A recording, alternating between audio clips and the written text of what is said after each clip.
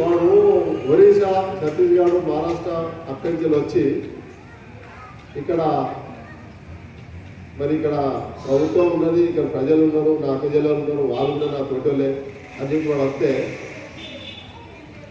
నిర్బంధించి రాత్రి పగలు పని చేయించుకుంటారా అని ఇదేంటని చెప్తే నువ్వు ఎవరు చెప్పుకుంటావు చెప్పుకోమో, అధికారులు మా వాళ్ళే, రాజకీయ నాయకులు నా వాళ్ళే, పోలీసులు నా వాళ్ళే అంటే డబ్బున్నోందే రాజకీయమా, ఇప్పుడు డబ్బున్నోందే బలమా?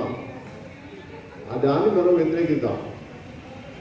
స్థానికంగా మనకు ఎవరైతే ఉంటామో మన చేతిలో పని దొరికినాక తర్వాత ఇంకోరికి ఇప్పుడు మనకే కడుపు కాలం అంటే ఇంకోరికి ఎప్పుడు ఇస్తాం? వాళ్ళు కూడా కడుపు కాలుతుంది కదా, అప్పుడు వాళ్ళకి సరిగ్గా ఇవ్వకపోతే మనకు సరిగ్గా ఇవ్వకపోతే దీనికి అంత కార్మికులు ఎవరు? లేబర్ అధికారులే. కార్మిక అధికారులు ప్రభుత్వం కరెక్ట్ ఉన్నాక మన చేతిలో పని దొరుకుతుంది.